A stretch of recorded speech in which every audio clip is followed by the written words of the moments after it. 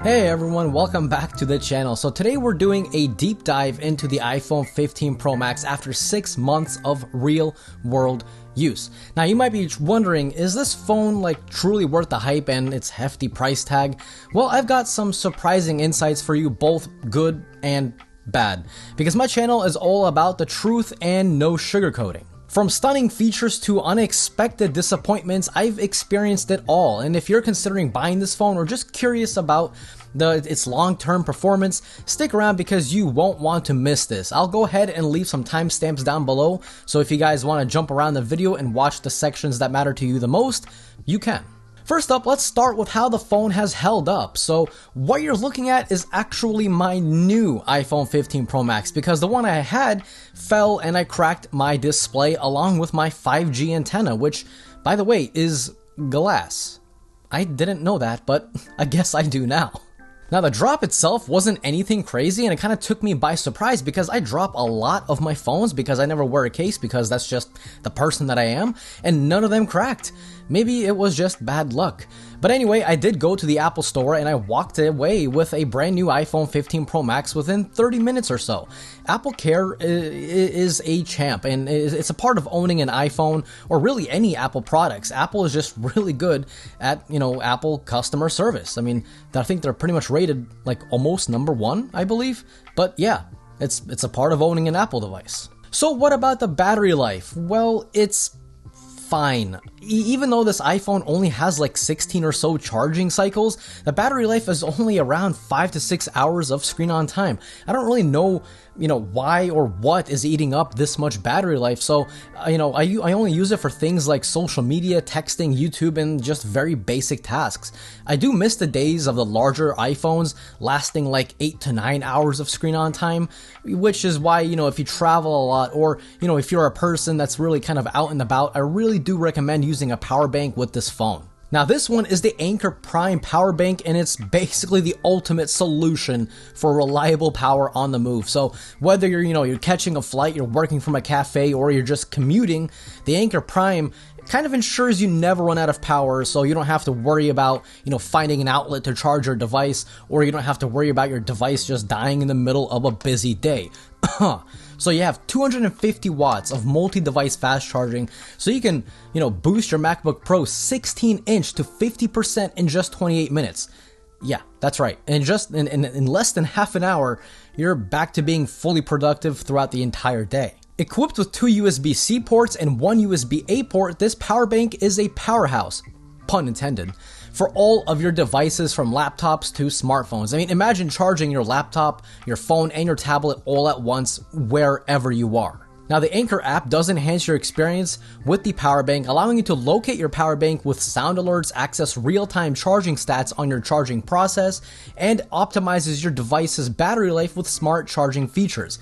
It's basically like having a tech assistant right in your pocket. It's the size of a soda can, but it does pack 27,650 milliamp hours, which means you can charge your iPhone 15 Pro Max, the one that barely lasts a day, almost 4 times, 3.9 times on a single charge. Plus, of course, it does meet all TSA requirements for carry-on baggage. The power bank also does recharge itself at 170 watts with USB-C. You can fully replenish this entire power bank in just 37 minutes, so you don't have to worry about waiting hours for your power bank to be charged up and ready to go. You're back up and running in no time. It's really designed for people who are like on the move a lot, who need that reliable fast charging power from multiple devices. You also get superior safety features like the Active Shield 2.0, which monitors your device's temperature over 3 million times per day, so you can be sure that your devices are protected while charging and they're not just randomly, overheating themselves. So don't miss out. Check out the links in the description below to get your Anker Prime power bank today and take the first step towards your iPhone 15 Pro Max not dying in the middle of a busy day, because that is super annoying. Now, it is rumored that the upcoming iPhone 16 series are all getting a massive bump with, battery life, so hopefully. We've seen this before. We've seen phones add more capacity, but then they add a much larger or power-hungry chip, a more brighter display, and then the battery life just goes back down to what it was before, even though its capacity is higher. So, maybe. Apple, I'm counting on you. So what about the cameras? Well, the cameras on the iPhone 15 Pro Max have been really consistent. No matter the scenario, you're going to get great results. Now, look, are they the best cameras on the phone? I don't think so. But again, as far as consistency goes, it's right up there. Now, I do love how the main camera defaults to 24 megapixel images. I kind of wish more phones did that instead of binning them down to 12 megapixels. Now, the telephoto camera is good, but again, it's not the best, even compared to, other 5x telephoto cameras. It's just not really that great. Now, I know Apple, this is the first time Apple is actually implementing a 5x telephoto camera on their phones, so, maybe they just need some adjustments, whether it be hardware or software. Now, when it comes to video, I do still think iPhones are unbeatable. In fact, all of my YouTube videos since January of last year have been shot on an iPhone. I mean, look, even this video, the one you're watching right now, this video is being shot on my iPhone 14 Pro Max front-facing camera, which is kind of just incredible to think about. You don't need to go out and spend, thousands of dollars on cameras and specific lenses just to make a living on the internet. That's insane. Something that fits like in your pocket. You can make thousands upon thousands of dollars a month. That's just crazy to me, because it wasn't that long ago where you actually did need like a proper setup, a proper camera and lenses to make a living doing what you love to do. So good job for Apple. Now, other phones do a great job with video too, but they're not like the best, you know what I mean? Like, for example, this is what my YouTube videos would look like if I used my Galaxy S24 Ultra to record. It's doable, but the colors are just really off, and it means you have to tinker around with the video settings and the editing just a little bit more than you would with an iPhone. With an iPhone, this video, by the way, is not color corrected, it's not edited in any visual way, it's just straight out of the camera. By the way, if you are enjoying the video, I would really appreciate you guys leaving this video a like, and if you're new here, hey, consider subscribing. So let's talk about AI. With more companies like Google, Samsung, Microsoft, and others moving towards AI, Apple's kind of pulling a sneaky one. Now, it is heavily rumored that they're in partnership with OpenAI, and if true, this is going to be huge.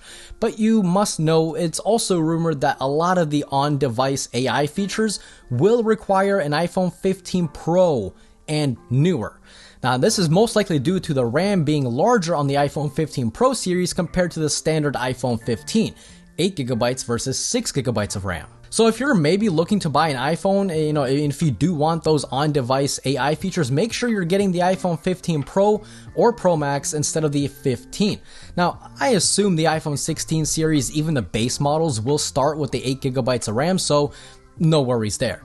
All iPhone 16 models should work fine with the on-device AI, again, if those rumors are true. Now, one of the downsides is that iPhones are known for overheating, and this still continues, and we're moving into summertime, which means that anytime I go outside running, the iPhone just always overheats, and the only thing I'm doing is just listening to my music with my headphones in. The screen is off like 90% of the time. I only turn it on to, switch songs.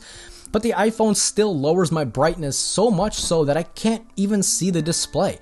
I don't know why Apple, a trillion or higher dollar company, can't put some more R&D into helping the phone stay cool. We have phones like the Galaxy S24 Ultra, which uses a massive vapor chamber for cooling, and we also have phones like the OnePlus 12, which also uses a vapor chamber for cooling. Those phones do not overheat as much as the iPhone. Apple, for the love of God, please fix this silly issue, for the future iPhones. No one cares that the newest iPhone is 1 billion times more powerful than the other one. We're all just scrolling through Instagram anyway. You know what I mean? So what about the user experience? Because for this user, the experience has not been that great when it comes to heat and performance. Well, mainly just the heat, which also affects performance, and I'm not the only one. Now, to help differentiate the iPhone 15 series to the iPhone 15 Pro series, Apple introduced the action button. Gone is the mute switch. Rest in peace. Now, the button is programmable to do many things like translation, flashlight, do not disturb, or even launch a shortcut. Now, my action button is programmed to be the mute button. Yeah, I'm pretty old-fashioned, I guess. Now, when I first heard about it, I was excited, just as, many of you guys will probably. But now that I've been using it, I just don't really care for it. I don't really know. Maybe I'm using it wrong. Maybe I'm doing something wrong. Maybe one of you guys can let me know in the comments down below what you programmed your action button to me, and maybe I'll try it out and it'll make me love this action button. But for now, it's just a glorified mute switch for my personal use. Now, of course, we have USB-C. It's actually one of the most underrated features, because not only does it allow you to actually plug in a USB-C cable, and then you can actually plug that end of the cable into another device to charge it, so you can actually share power from your by the way, not many people know this, but yeah, you can actually share your iPhone's battery with someone else. That is, of course, if you're not stingy about battery life. I would never do that. But when it comes to things like charging your Apple AirPods, your little AirPods, you can plug in the other end into the AirPods, boom, you have technically reverse wireless charging, but with a wire. So reverse wired charging. There we go. And I also just love the fact that I don't need to bring along a lightning cable just specifically for my iPhone. All my stuff have USB-C. My microphone has USB-C. My lights, literally, my lights are powered or recharged by USB-C. My watch, USB-C. iPad, USB-C. MacBook Pro, USB-C. Oops. The Pixel phones, really any Android phones, USB-C. One cable to rule them all. It's so good, and it's so underrated. I will always love USB-C. So what about the performance of the iPhone 15 Pro Max when it's not overheating? Well, of course, it's amazing. It has the A17 Pro, which now can play AAA games, which is pretty awesome if you're a mobile gamer. But again, keep in mind, if you do play a lot of games, your phone will eventually become hot, and it'll dim the display. Apple, you know what? I already talked about this. I'm not gonna, beat a dead horse here. You guys know what I have to say about the overheating issues. We're moving on. Now, aside from that, it's great. It's fast. It's very fast. It doesn't lag or stutter with anything you do. Using the phone daily, it's going to be kind of flawless. But again, so is my iPhone 14 Pro Max that I'm recording with now, and so is my girlfriend's iPhone 13 Pro Max. They're both great phones, and it's a small upgrade every year, but we're all used to that. It's nothing new.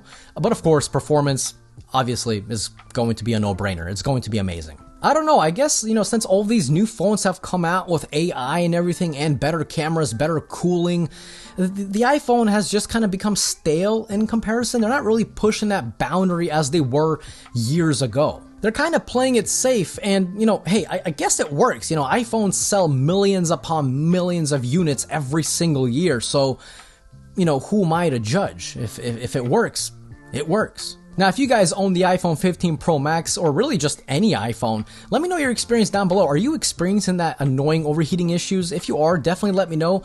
I don't think I'm the only one, because I've been reading a lot of this online, so it's definitely been happening, and it's definitely annoying.